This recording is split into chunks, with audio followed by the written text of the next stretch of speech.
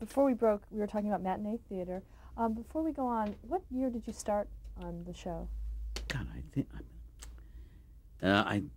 I think it is 56.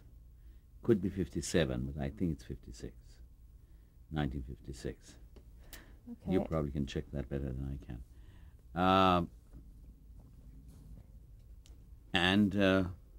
Now what would you like to know? Now tell me about a typical work week on the show. Well, the way it was done, there were so many designers, okay?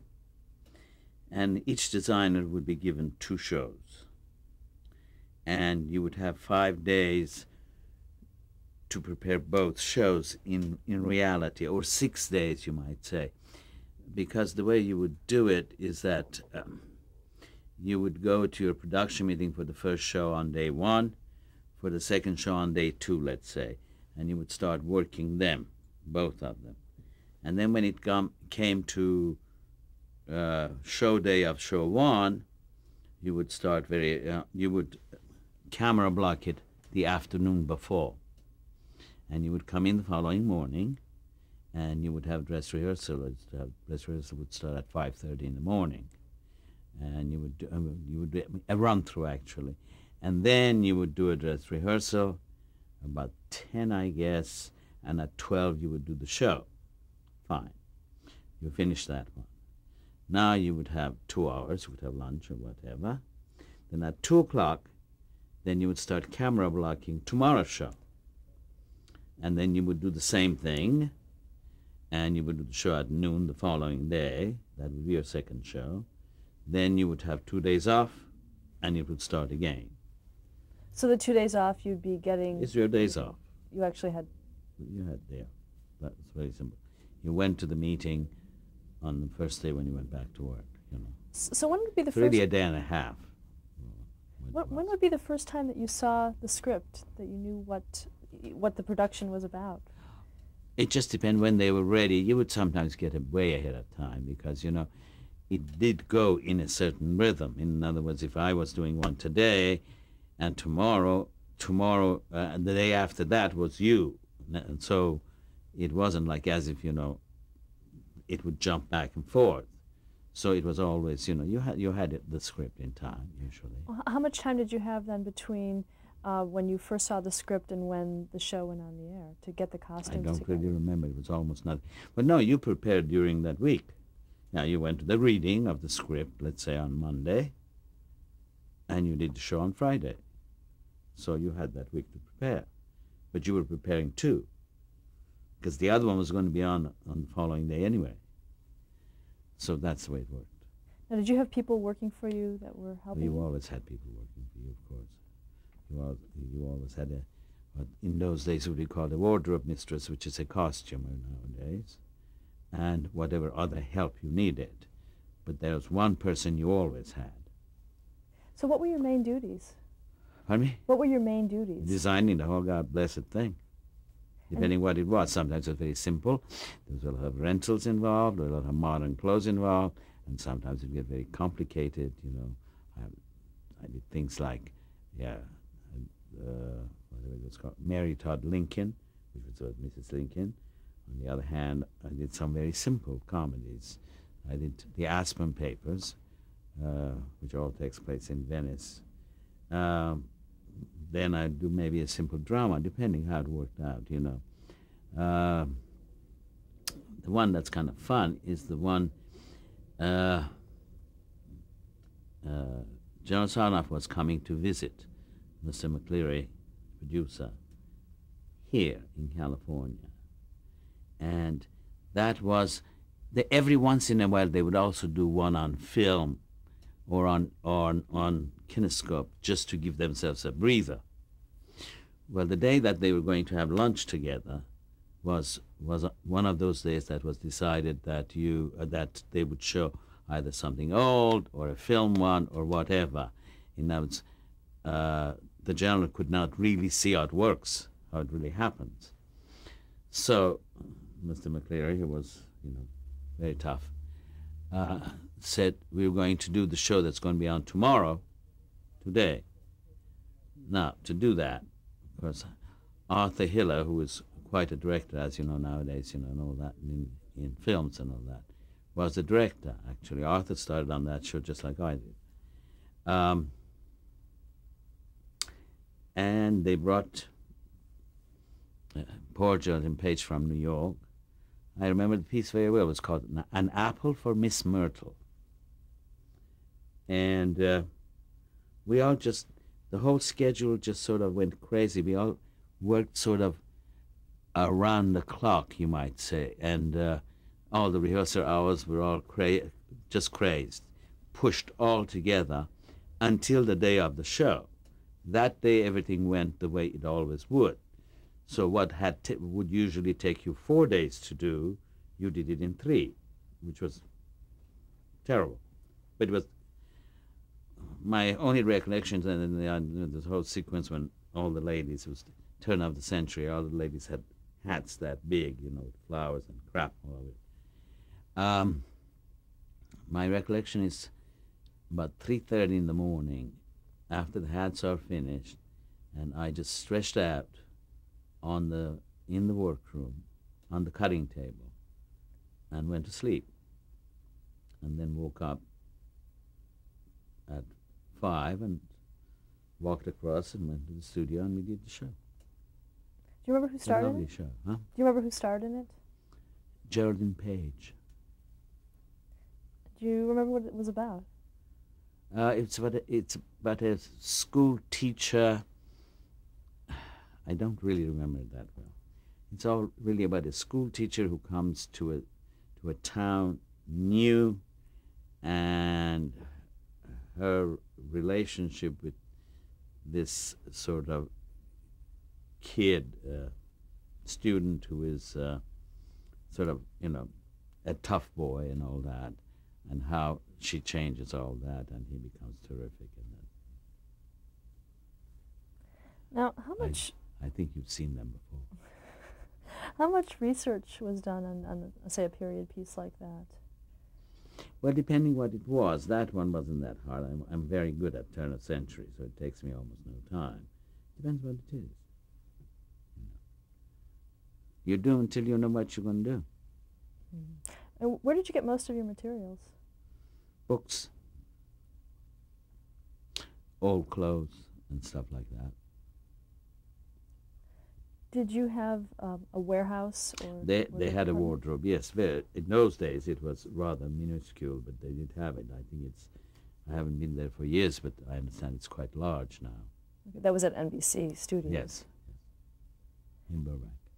How were things cataloged? How did you know how to find pieces? Or in those days, you just went looking for it.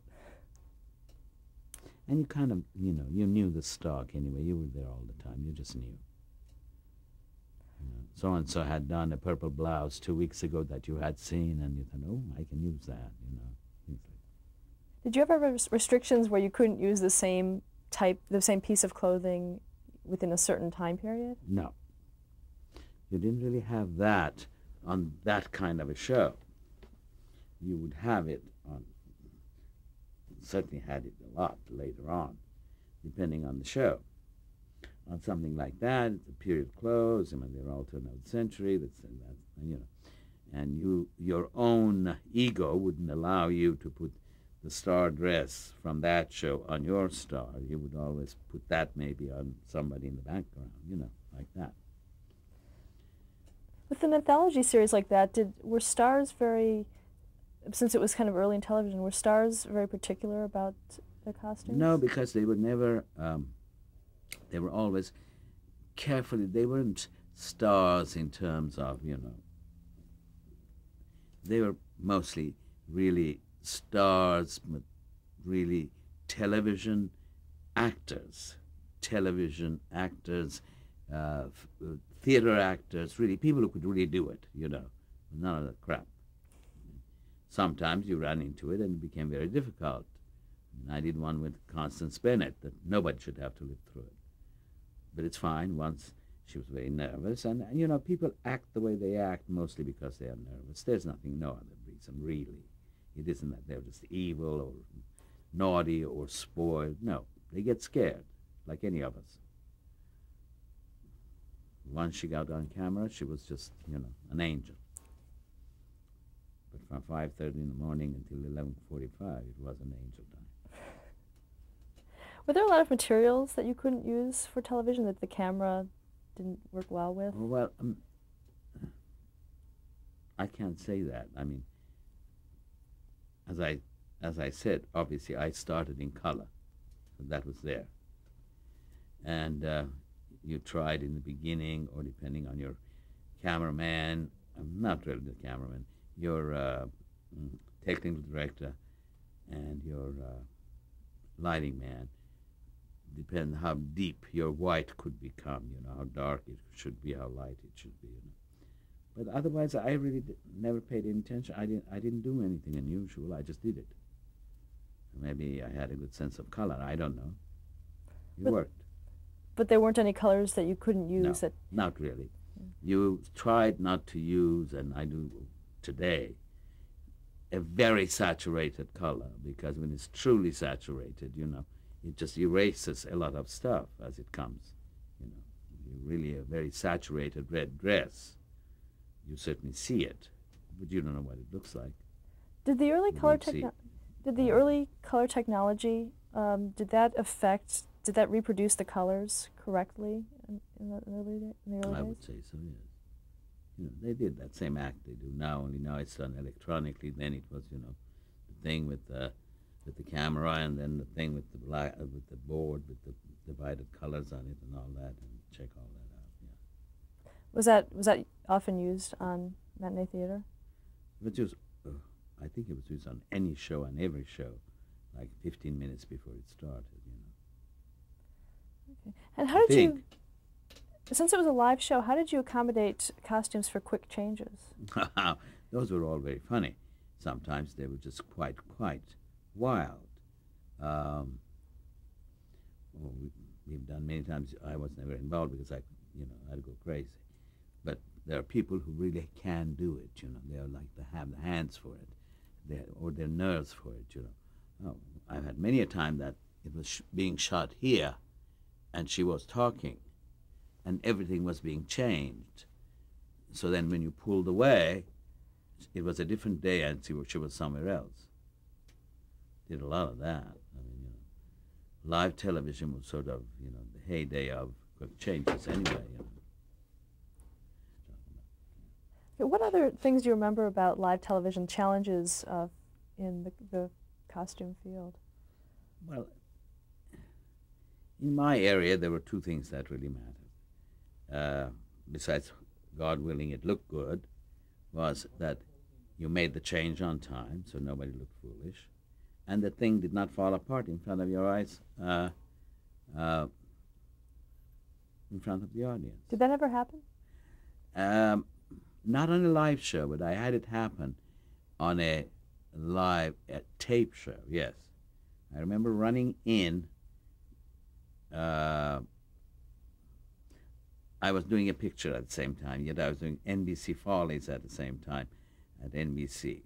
I remember just killing myself getting from Culver City down there, and I ran in and Paula Kelly's strap. It was just like as if it was just marked. I ran in to pretend, yes, I'm here, and Paula Kelly's strap just broke on camera. So I walked in and heroically fixed it. Nobody had missed me. That's just luck, Things like that, yes. But in real live television and such, I don't really remember making a mess. I don't.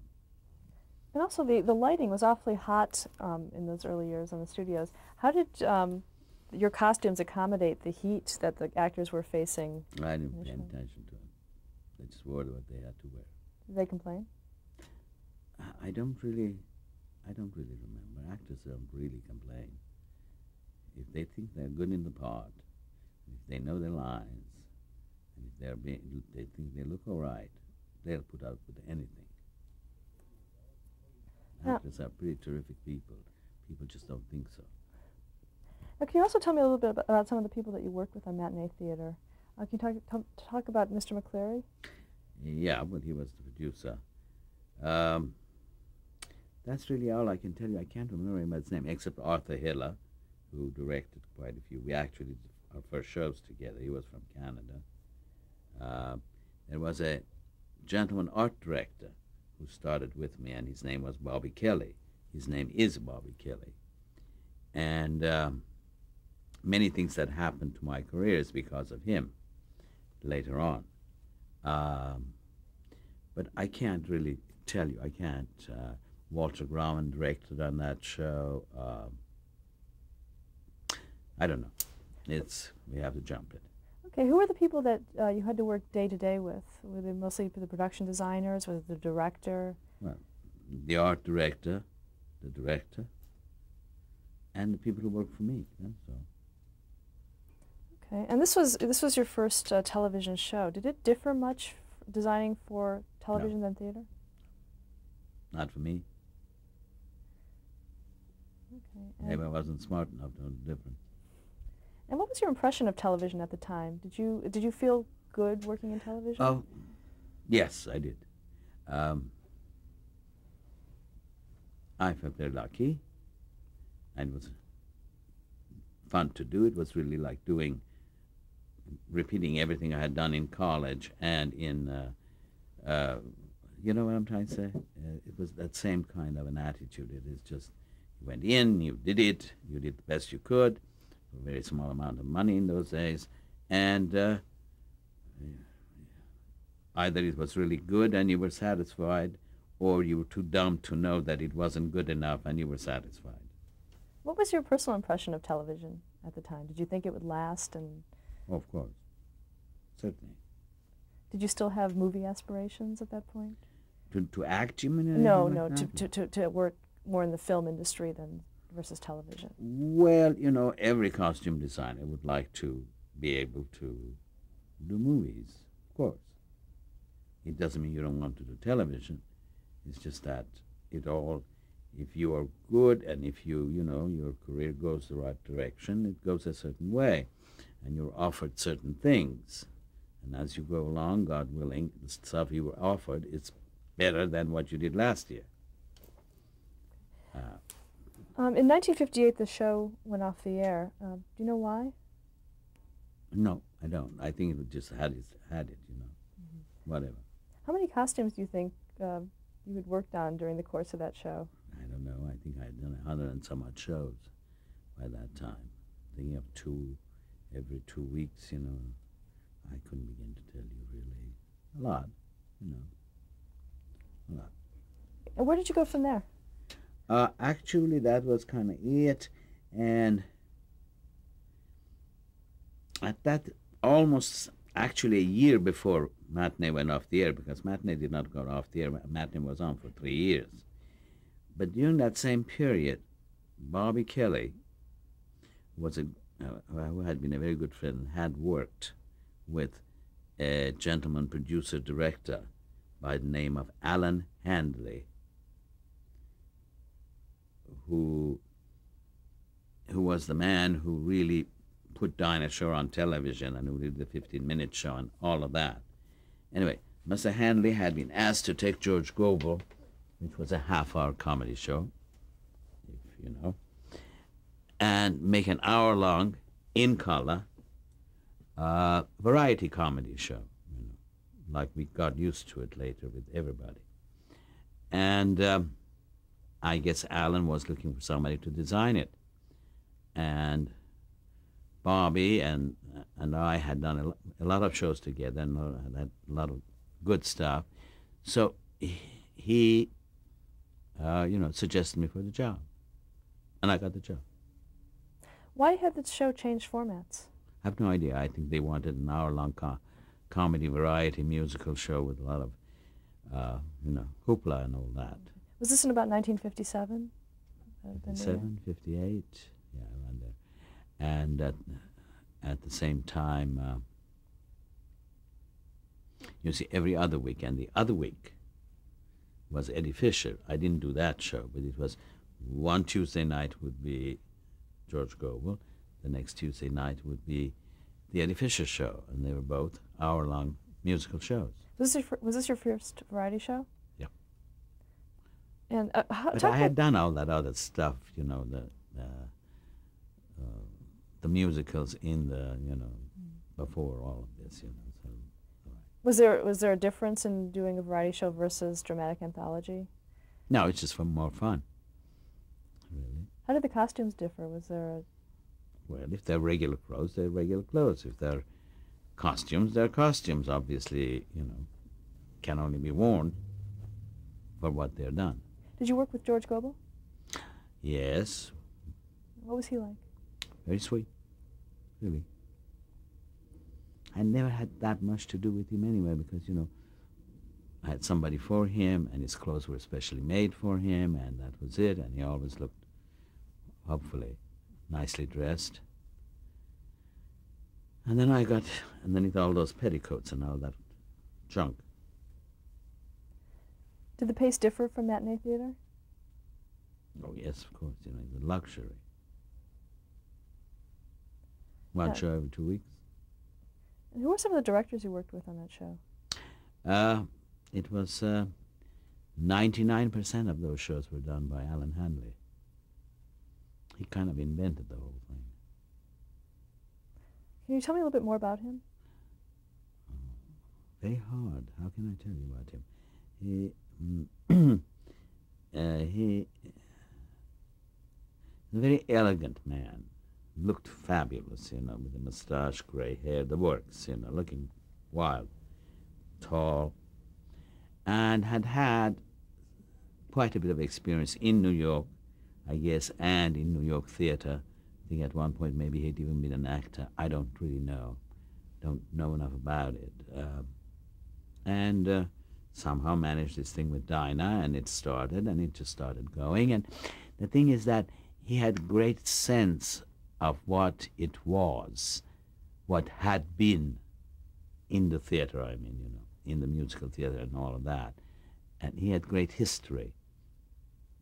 So all that stuff that all of us just sat there with our eyes wide open and thought it was all brand new, what it really was, it wasn't that it wasn't new, but it was because of his past experience. He was able to bring that back and give it back to you. And he was greatly inspiring, I would say. He did wonderful things, he would let me do wonderful things at the expense of the show in the terms of that, he would take less time on camera so that I could have a few more dollars, for the clothes, things like that.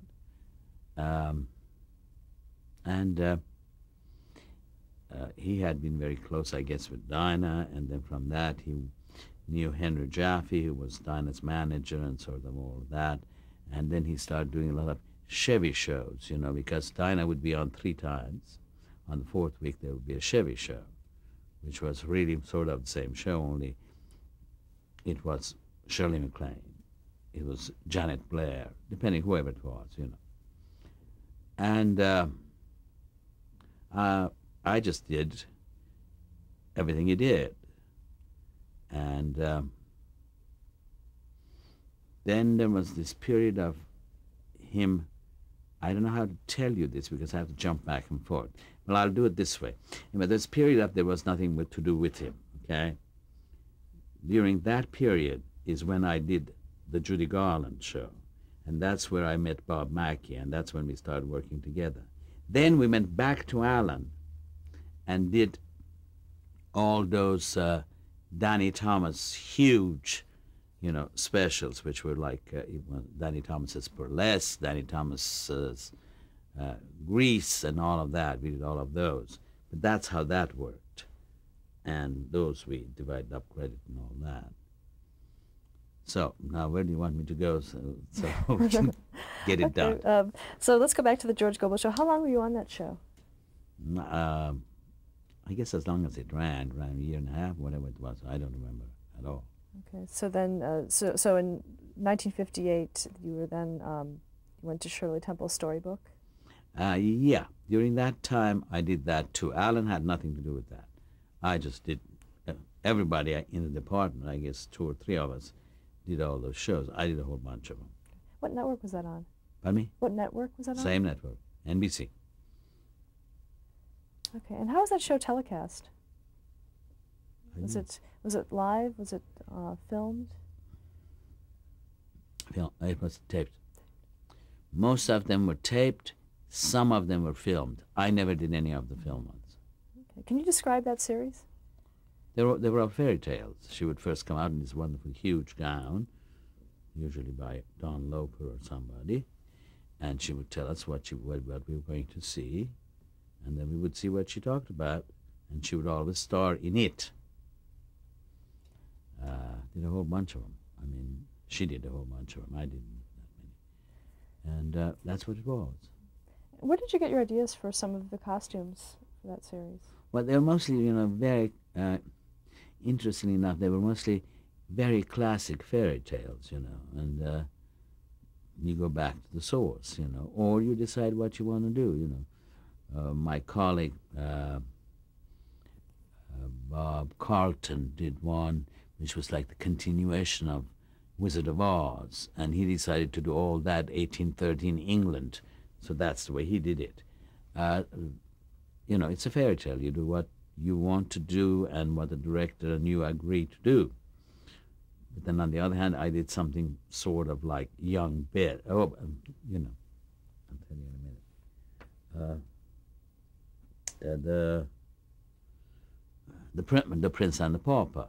So that's really very easy, it's all English history, it's nothing hard about that. And I did Kim, the Rudyard Kipling poem, So I did it the way you're supposed to do it, with research and so on and so forth. Did you submit a lot of different designs for, say, the same character, or did you usually just have one design?